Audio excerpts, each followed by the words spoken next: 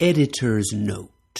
For the past 12 months, the official handbook of the Marvel Universe has cataloged, described, and depicted virtually all of the major, active, living superhuman beings in the vast Marvel Universe. It was beyond the scope of the series as it was originally defined to treat the various entities who, through death or disability, were no longer active within the current time frame, 1982 to 1983. It was hard enough to fit even the active characters into a mere 12 volumes. Our foremost goal was to provide you with background information on people you were likely to encounter reading a current Marvel comic series. We knew from the start that strict focus on the present would leave scores of Marvel superstars from years past unacknowledged.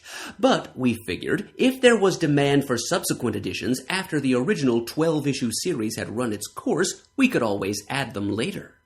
Needless to say, Marveldom Assembled raised its collective voice and requested, no, demanded, entries on their favorite superstars of yesteryear, such dearly departed stalwarts as the original Captain Marvel, the original Nova, Ghost Rider, Adam Warlock, and Phoenix, to name but a few. And so, before we even reached Ohatmu number 12, plans were afoot for a special addendum to the trend-setting series. When we gathered the list of candidates for inclusion in the Book of the Dead and Disabled, we of course found that there were far too many to include in a single volume. So keep your eyes peeled for the fact-packed second issue of this addendum, on sale within the month. And now, a brief word on the subject of death. Death in the Marvel Universe. Death is a fact of life in the Marvel Universe. Many of the persons described in the previous 12 volumes of the official handbook of the Marvel Universe have escaped seeming death in the past thanks to their superhuman powers, or those of others, futuristic technology, or mystical forces. Except for those beings listed as inactive, the ones described in this volume and the next have not escaped death's iron embrace. What is death? Clinically speaking, it is the cessation of bodily functions for such a period of time that there is irreversible damage to living organic tissue.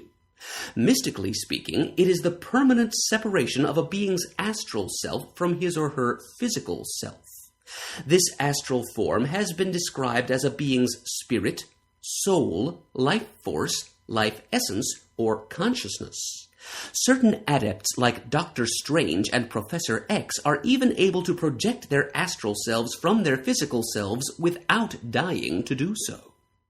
What happens to the astral self or spirit of a being who dies has never been determined. Certain occult or cosmic entities have been able to trap select spirits at the exact moment of clinical death and even hold onto them for a time.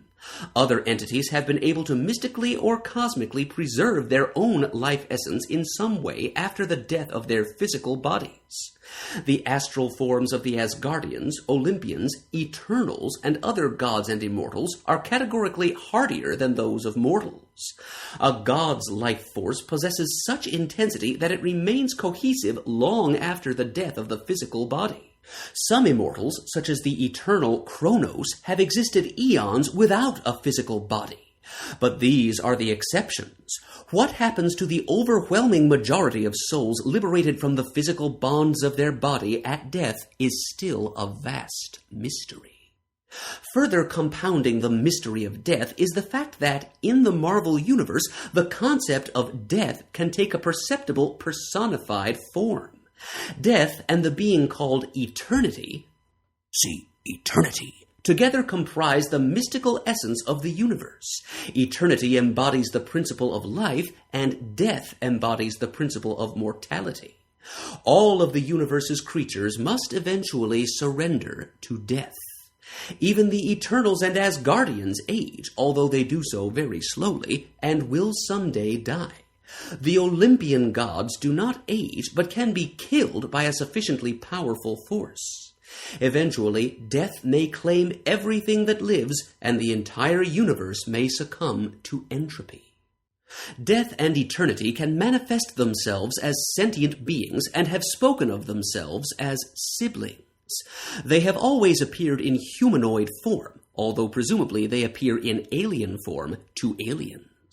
Eternity generally appears in the form of a male, but it is probable that it could just as easily appear in female form. Death usually manifests itself in female form, as here, but this is because death is usually seen in attempts to seduce males into doing its will. Presumably, women might see death in male form. When death presented itself once to Dracula as a rival rather than as a seducer, it took male form. While death can take the guise of a living human, it more often appears to living beings as a hooded, robed skeleton, as shown here. The personification of death sometimes seems to possess fathomable motives. Death seems to seek new conquests and manipulates mortals with or without their knowledge in order to gain them. Death once attempted to destroy the vampire lord Dracula through human pawns because Dracula was depriving it of conquests by creating vampires who were neither truly alive nor truly dead. Death failed on that occasion, but Dracula eventually fell victim to permanent destruction. See Dracula. Although death ordinarily seems content to maintain a balance in the universe between its power and eternity's, death will seize opportunities that arise to achieve dominance over eternity. Death once appeared to Thanos, see Thanos, in the form of a woman with whom he fell so much in love that he was willing to destroy the universe in order to please her. Death also apparently works in partnership with Galactus, the destroyer of worlds. See Galactus. Death's ultimate goals are unknown. There may be a master plan guiding its movements, or nothing more than random, inexorable chance. The relationship between death and the so-called death gods of the various pantheons is also very hazy. See the essay on death gods in our next volume. Death gods like Hela and certain demons like Mephisto seem to receive certain undefined powers from death and even rule over extra-dimensional realms seemingly inhabited by the souls of deceased mortals. But whether they are death's pawns or pretenders cannot be determined. In short, death, as both a state of being and as an abstract entity, remains the great inevitability as well as the great mystery in the Marvel Universe.